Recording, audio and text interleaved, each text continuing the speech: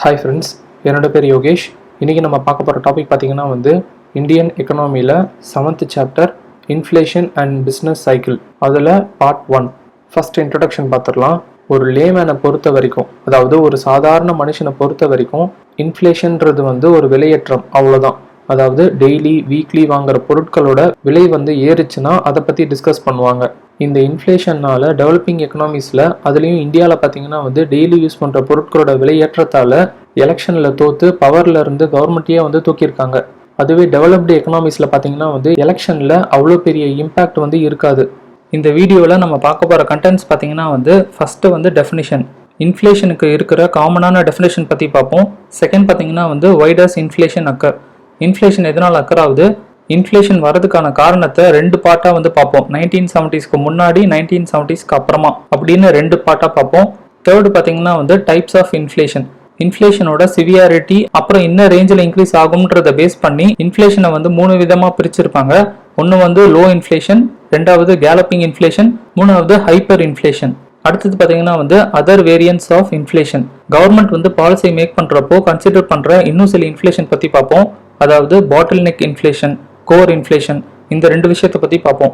அடுத்தது பார்த்தீங்கன்னா other important terms. இதில் பார்த்தீங்கன்னா inflationary gap, deflationary gap, inflation tax, inflation spiral, inflation accounting, inflation premium, இந்த மாதிரியான டேர்ம்ஸை பற்றி பார்ப்போம். அடுத்தது இன்ஃப்ளேஷன் டார்கெட்டிங். இதில் பார்த்தீங்கன்னா சென்ட்ரல் பேங்க் மானிட்டரி பாலிசியோட சேர்த்து இன்ஃப்ளேஷன் எவ்வளோ வரும் அதோட டார்கெட் ரேஞ்சை அஃபிஷியலாக அனௌன்ஸ் பண்ணுவாங்க.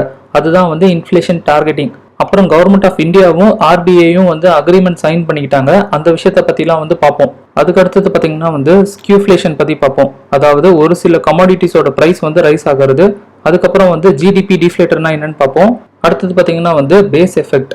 இதில் பார்த்தீங்கன்னா லாஸ்ட் இயரோட ப்ரைஸ் லெவல் ரைஸ் ஆனதோட இம்பாக்ட் கரண்ட் இயரில் இன்ஃப்ளேஷன் எப்படி இருக்குன்றத சொல்கிறது. ஃபைனலாக பார்த்தீங்கன்னா எஃபெக்ட்ஸ் ஆஃப் இன்ஃப்ளேஷன். இதில் பார்த்தீங்கன்னா இன்ஃப்ளேஷன்னால என்ன விளைவுகள்லாம் ஏற்படும் அப்படிங்கிறத பற்றி பார்த்து முடிக்க போகிறோம்.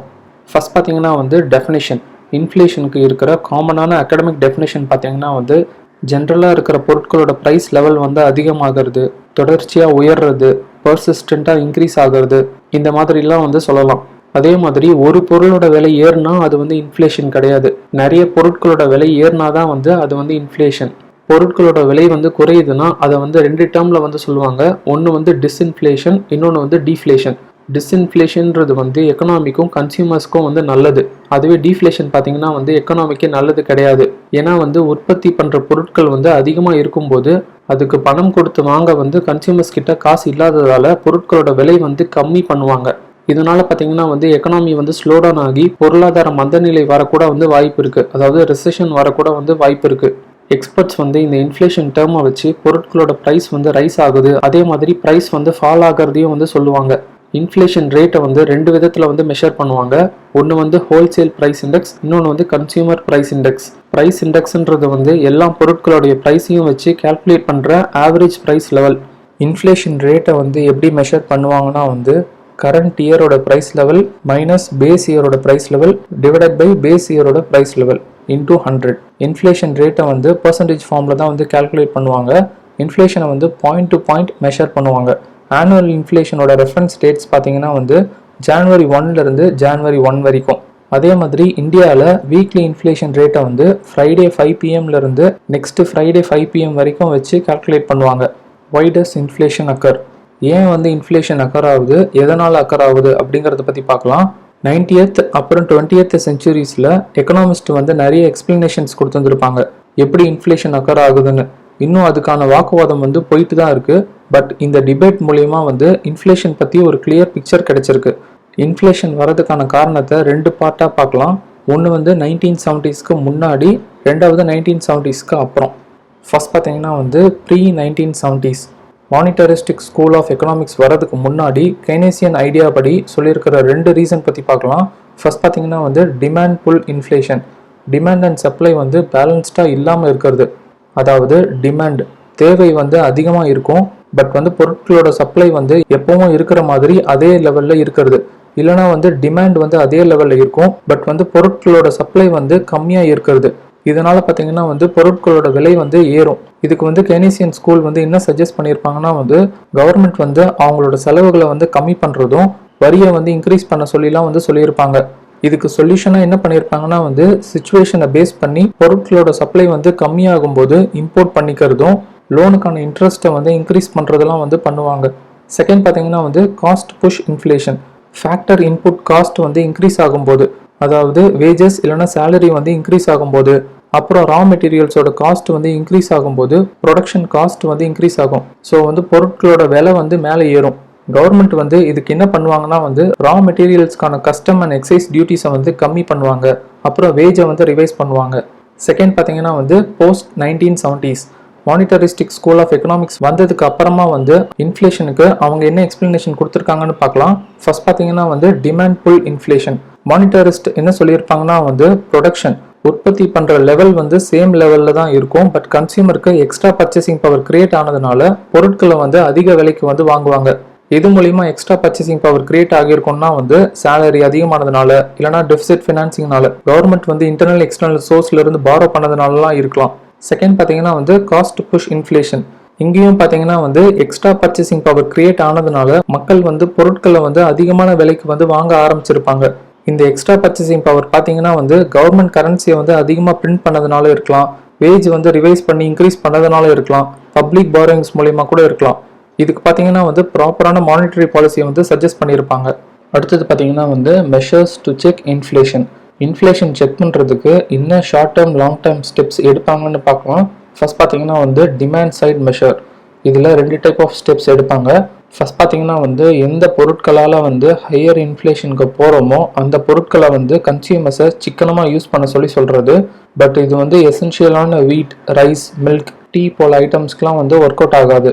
செகண்ட் ஸ்டெப் பார்த்தீங்கன்னா வந்து கவர்மெண்ட் வந்து மணி ஃப்ளோவை டைட்டன் பண்ணுறது. இந்தியாவில் பார்த்தீங்கன்னா வந்து ஆர்பிஐ வந்து ரெப்போ ரேட்டை, கேஷ் ரிசர்வ் ரேஷியோலாம் வந்து இன்க்ரீஸ் பண்ணுவாங்க. இதனாலையும் பார்த்தீங்கன்னா வந்து எசென்ஷியல் ஐட்டம்ஸ்னால வர இன்ஃப்ளேஷனை வந்து கண்ட்ரோல் பண்ண முடியாது. பட் வந்து சில ஏரியாஸில் பில்டிங் மெட்டீரியல்ஸால் வர இன்ஃப்ளேஷனை வந்து கண்ட்ரோல் பண்ணலாம். எப்படின்னா வந்து ஹோம் லோனோட இன்ட்ரெஸ்ட்டை வந்து இன்க்ரீஸ் பண்ணுறது மூலிமா வந்து கண்ட்ரோல் பண்ணலாம். செகண்ட் பார்த்தீங்கன்னா வந்து சப்ளை சைட் மெஷர்ஸ். எந்த பொருட்களால் இன்ஃப்ளேஷன் வருதோ அந்த பொருட்களோட சப்ளையை வந்து இன்க்ரீஸ் பண்ணிடுவாங்க. எப்படின்னா வந்து ப்ரொடக்ஷனை வந்து அதிகப்படுத்துறது மூலியமா இல்லைனா வந்து இம்போர்ட் பண்ணிடுவாங்க. தேர்ட் பார்த்தீங்கன்னா வந்து காஸ்ட் சைட் மெஷர். ஷார்ட் டைமில் டேக்ஸை வந்து கட் பண்ணுறது, லாங் ரன்னில் பார்த்தீங்கன்னா வந்து ப்ரொடக்ஷன் காஸ்ட்டை வந்து கட் பண்ணுறது மூலியமா வந்து விலையேற்றம் இல்லாமல் இருக்கும். அடுத்தது பார்த்தீங்கன்னா வந்து டைப்ஸ் ஆஃப் இன்ஃப்ளேஷன். இன்ஃப்ளேஷனோட சிவியாரிட்டி அப்புறம் என்ன ரேஞ்சில் வந்து இன்க்ரீஸ் ஆகுன்றதை பேஸ் பண்ணி இன்ஃப்ளேஷனை வந்து 3 விதமாக பிரிச்சிருப்பாங்க. ஒன்று வந்து லோ இன்ஃப்ளேஷன், ரெண்டாவது கேலப்பிங் இன்ஃப்ளேஷன், மூணாவது ஹைப்பர் இன்ஃப்ளேஷன். ஃபர்ஸ்ட் வந்து லோ இன்ஃப்ளேஷன். இந்த டைப் ஆஃப் இன்ஃப்ளேஷன் வந்து ஸ்லோவாக கிராஜுவலாக இன்க்ரீஸ் ஆகும். அப்புறம் இந்த இன்ஃப்ளேஷனை வந்து ப்ரெடிக்ட் பண்ணலாம் எப்படி ஏறும்னு. இதோட இன்ஃப்ளேஷன் ரேட் பார்த்தீங்கன்னா வந்து சிங்கிள் டிஜிட்டில் இருக்கும். இதை வந்து க்ரீப்பிங் இன்ஃப்ளேஷன்னு சொல்லுவாங்க. எக்ஸாம்பிளுக்கு மந்த்லி இன்ஃப்ளேஷன் ரேட் பார்த்தீங்கன்னா வந்து 2.3, 2.6, 2.7 இப்படி தான் வந்து இருக்கும். செகண்ட் பார்த்தீங்கன்னா வந்து கேலப்பிங் இன்ஃப்ளேஷன். இந்த டைப் ஆஃப் இன்ஃப்ளேஷன் வந்து ஹையாக இருக்கும். இதோட இன்ஃப்ளேஷன் ரேட் பார்த்தீங்கன்னா வந்து ட்ரிபிள் டிஜிட்டில் இருக்கும். 1970s 1980s அர்ஜென்டினா, பிரேசில்லாம் பார்த்தீங்கன்னா வந்து இன்ஃப்ளேஷன் ரேட் வந்து 50 to 700% வரைக்கும் இருந்துச்சு. இந்த டைப் ஆஃப் இன்ஃப்ளேஷனை வந்து hopping inflation, jumping inflation, running or runaway இன்ஃப்ளேஷன்லாம் வந்து வேறு பேர்லேயும் வந்து கூப்பிட்டுருப்பாங்க. தேர்ட் பார்த்தீங்கன்னா வந்து ஹைப்பர் இன்ஃப்ளேஷன். இந்த டைப் ஆஃப் இன்ஃப்ளேஷன் வந்து ரொம்ப வேகமாக ஏறும். ஆனுவல் இன்ஃப்ளேஷன் ரேட் பார்த்தீங்கன்னா வந்து மில்லியன் ட்ரில்லியனில் வந்து ஏறும். ஓவர் நைட்டில் ஷூட் அப் ஆகும். இதுக்கான எக்ஸாம்பிள் பார்த்தீங்கன்னா வந்து ஃபர்ஸ்ட் வேர்ல்டு வார்க்கு அப்புறமா வந்து 1923 எண்டில் பொருட்களோட ப்ரைஸ் வந்து 2 வருஷத்துக்கு முன்னாடி இருந்ததை விட அந்த டைமில் 36 பில்லியன் டைம்ஸ் வந்து அதிகமாக இருந்துச்சு. அதே மாதிரி 1985 மிட்ல பொலிவியன் இன்ஃப்ளேஷன் பார்த்தீங்கன்னா வந்து 24,000% per annum இருந்துச்சு. அதே மாதிரி யூகோஸ்லேவியன் இன்ஃப்ளேஷன் பார்த்தீங்கன்னா வந்து 20% per day வந்து 1993 இருந்துச்சு. லேட்டஸ்ட்டாக 2019 பார்த்தீங்கன்னா வந்து வெனிசுலாவோட இன்ஃப்ளேஷன் ரேட் பார்த்தீங்கன்னா வந்து 53 மில்லியன்% வந்து இருந்துச்சு. அடுத்தது பார்த்தீங்கன்னா வந்து அதர் வேரியன்ட்ஸ் ஆஃப் இன்ஃப்ளேஷன்.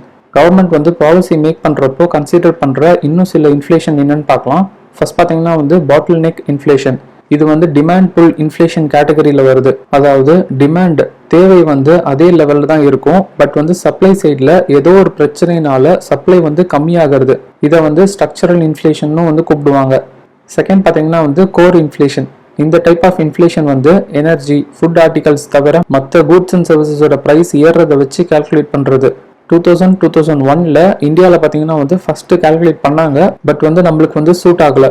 2015-16ல் புது கோர் டு கோர் இன்ஃப்ளேஷனை வந்து மெஷர் பண்ணோம். அதில் பார்த்தீங்கன்னா வந்து food, fuel and light, transport and கம்யூனிகேஷன்லாம் வந்து தவிர்த்து மற்ற விலையேற்றத்தை வச்சு கால்குலேட் பண்ணோம். அடுத்தது பார்த்தீங்கன்னா வந்து அதர் இம்பார்ட்டன்ட் டேர்ம்ஸ். ஃபர்ஸ்ட் பார்த்தீங்கன்னா வந்து இன்ஃப்ளேஷனரி கேப்.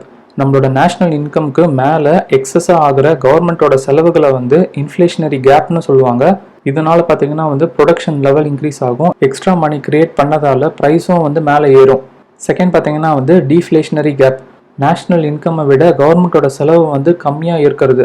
இங்கே பார்த்தீங்கன்னா வந்து ப்ரொடக்ஷன் வந்து டிமாண்டுக்கு மேலே இருக்கிறது. இதை வந்து அவுட்புட் கேப்னு சொல்லுவாங்க. தேர்டு பார்த்தீங்கன்னா வந்து இன்ஃப்ளேஷன் டேக்ஸ். இன்ஃப்ளேஷன்னால மணியோட வேல்யூ வந்து போயிடும். அப்போ பார்த்தீங்கன்னா வந்து கவர்மெண்ட் வந்து கரன்சியை பிரிண்ட் பண்ணி சர்க்குலேட் பண்ணிடுவாங்க.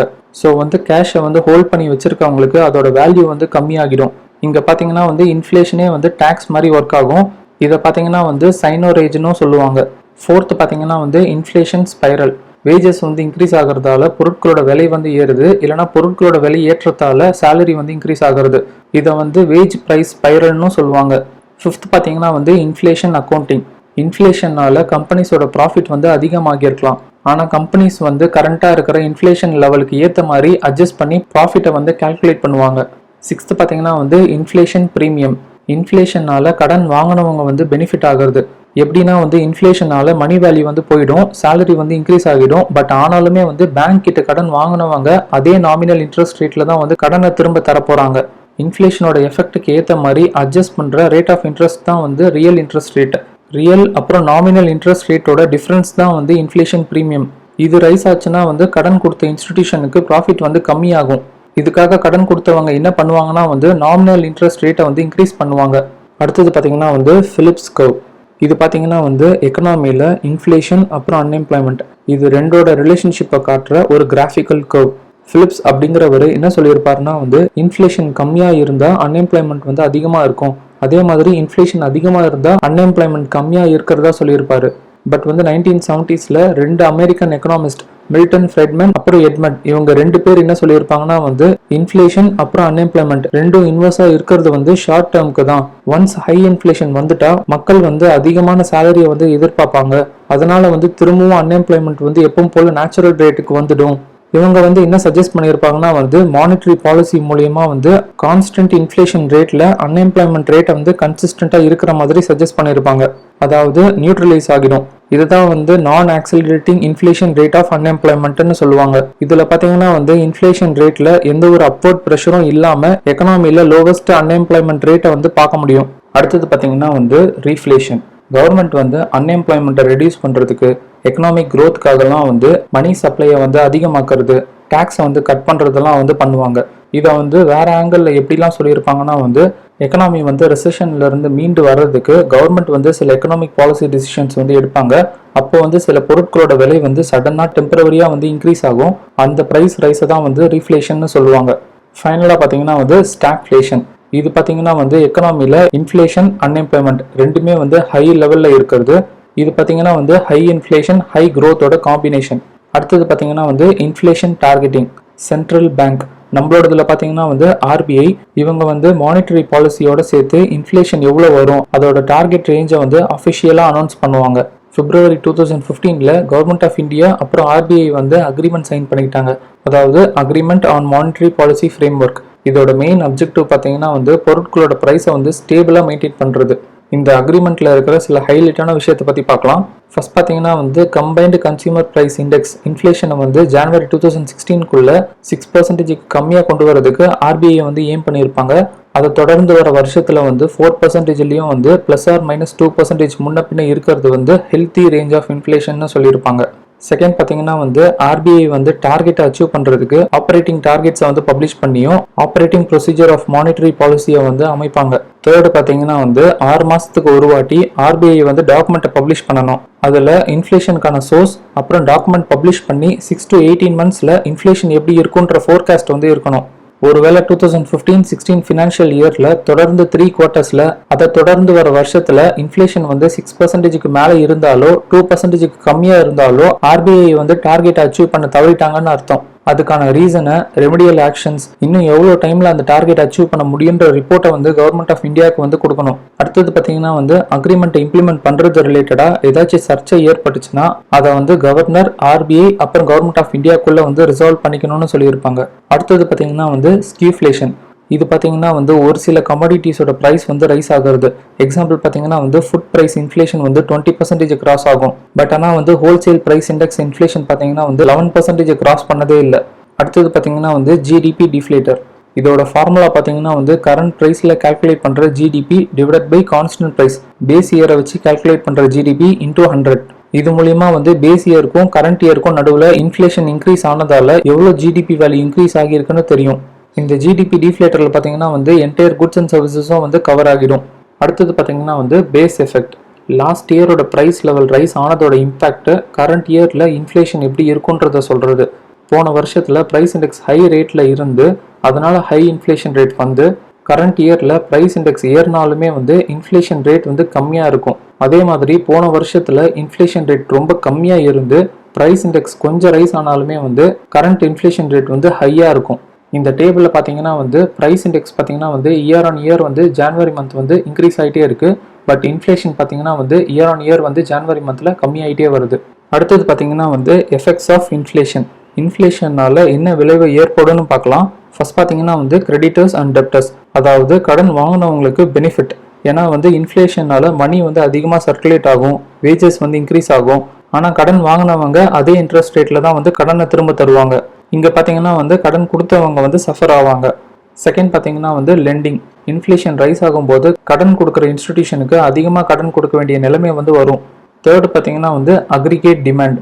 இன்ஃப்ளேஷன் வந்து அதிகமாகும் போது சப்ளை வந்து கம்மியாகும், டிமாண்ட் வந்து அதிகமாகும், பர்ச்சேசிங் கெப்பாசிட்டியும் அதிகமாகும். ஃபோர்த் பார்த்தீங்கன்னா வந்து இன்வெஸ்ட்மெண்ட். இன்ஃப்ளேஷன் அதிகமாகிறதால 2 ரீசன்னால இன்வெஸ்ட்மெண்ட் வந்து எக்கனாமியில் பூஸ்டப் ஆகும். ஒன்று வந்து அதிகமான டிமாண்ட் ஏற்படுறதுனால சுயமாக தொழில் பண்ணுறவங்க வந்து அவங்களோட ப்ரொடக்ஷன் லெவலை வந்து எக்ஸ்பேண்ட் பண்ணுவாங்க. செகண்ட் பார்த்தீங்கன்னா வந்து லோன் ரேட் வந்து கம்மியாகும். அடுத்தது பார்த்தீங்கன்னா வந்து இன்கம். இன்ஃப்ளேஷனால இண்டிவிஜுவல் அப்புறம் கம்பெனிஸோட இன்கம் வந்து அஃபெக்ட் ஆகும். இன்ஃப்ளேஷனால இன்கமோட நாமினல் வேல்யூ தான் வந்து இன்க்ரீஸ் ஆகுமே தவிர ரியல் வேல்யூ வந்து அப்படியே தான் இருக்கும். ஏன்னா வந்து பர்ச்சேசிங் பவர் வந்து இன்க்ரீஸ் ஆகிடும். ஸோ வந்து அவங்களுக்கு அடிஷ்னலாக கிடைச்ச வேஜஸ் வந்து எப்படியும் செலவாகிடும். சிக்ஸ்த்து பார்த்தீங்கன்னா வந்து சேவிங்ஸ். காசை வந்து நம்ம வீட்லேயே வச்சிருக்கிறது வந்து ஒரு நல்ல டிசிஷன் கிடையாது. ஏன்னா இன்ஃப்ளேஷன் இன்க்ரீஸ் ஆக ஆக மணி வேல்யூ வந்து போயிடும். அதனால தான் மக்கள் வந்து பேங்க்ல சேவிங்ஸ் அக்கௌண்ட்ல வந்து போடுவாங்க. ஸோ தட் வந்து அந்த மணிக்கு ஒரு இன்ட்ரெஸ்ட் அமௌண்ட் வந்து கிடைக்கும். ஆனால் சில டைம்ல அந்த சேவிங்ஸ் அக்கௌண்ட் மூலியமா வர இன்ட்ரெஸ்ட் ரேட்டை விட இன்ஃப்ளேஷன் ரேட் வந்து அதிகமாக இருக்கும். செவன்த் பார்த்தீங்கன்னா வந்து எக்ஸ்பெண்டிச்சர். இன்ஃப்ளேஷனால செலவு செய்யறது வந்து கம்மியாகும். ஏன்னா பொருட்களோட விலை ஏற்றத்தால மக்களோட கன்சம்ஷன் வந்து கம்மியாகும், செலவு வந்து கம்மியாக பண்ணுவாங்க. எயித்து பார்த்தீங்கன்னா வந்து டாக்ஸ். இன்ஃப்ளேஷன்னால டைரக்ட் அப்புறம் இன்டைரக்ட் டாக்ஸஸ் வந்து அதிகமாக பே பண்ணுறதா இருக்கும். அப்புறம் கிராஸ் டாக்ஸ் ரெவன்யூவோட நாமினல் வேல்யூ வந்து இன்க்ரீஸ் ஆகிடும். அடுத்தது பார்த்தீங்கன்னா வந்து எக்ஸ்சேஞ்ச் ரேட். இன்ஃப்ளேஷன்னால கரன்சி வேல்யூ வந்து போயிடும். அடுத்தது பார்த்தீங்கன்னா வந்து எக்ஸ்போர்ட். இன்ஃப்ளேஷன்னால எக்ஸ்போர்ட் பண்ணுற குவான்டிட்டி வந்து வால்யூம் வந்து அதிகமாகும். ஏன்னா மணி வேல்யூ வந்து போயிடும். ஃபாரின்ல இருந்து வாங்குறவங்க அதே டாலர்ஸ்ல தான் கொடுப்பாங்க, பட் நம்ம காசுல அது அதிகமாக இருக்கும். ஸோ வந்து அதே டாலர்ஸ்ல அதிகமான பொருட்களை வந்து வாங்குவாங்க. அடுத்தது பார்த்தீங்கன்னா வந்து இம்போர்ட். இன்ஃப்ளேஷனால இம்போர்ட் வந்து கம்மியாகும். ஃபாரின் காஸ்ட்லி கூட்ஸுக்கு பதிலாக நம்ம ஊர்லேயே இருக்கிறத வந்து யூஸ் பண்ணுவோம். பட் வந்து சில பொருட்களை வந்து இம்போர்ட் பண்ணியே ஆகணும். லைக் வந்து ஆயில், ட்ரக்ஸ், டெக்னாலஜிலாம். அப்படி இம்போர்ட் பண்ணும்போது நம்மளோட அந்நிய செலாவணி வந்து குறையும். 12th பார்த்தீங்கன்னா வந்து ட்ரேட் பேலன்ஸ். டெவலப்டு எக்கனாமியில் இன்ஃப்ளேஷனால ட்ரேட் பேலன்ஸ் வந்து ஃபேவரபுளாக இருக்கும். அதுவே டெவலப்பிங் எக்கனாமிக்கு ஃபேவரபுளாக இருக்காது. ஏன்னா இந்த கம்பல்சரி இம்போர்ட்ஸ் வந்து காஸ்ட்லியாக இருக்கிறதால. அடுத்தது பார்த்தீங்கன்னா வந்து எம்ப்ளாய்மெண்ட். இன்ஃப்ளேஷன்னால ஷார்ட் டேர்முக்கு வந்து எம்ப்ளாய்மெண்ட் வந்து அதிகமாகும். ஆனால் லாங் ரன்ல நியூட்ரலாக இல்லைனா ரொம்ப மோசமாக நெகட்டிவ்ல போக வாய்ப்பு இருக்கு. அடுத்தது பார்த்தீங்கன்னா வந்து வேஜஸ்.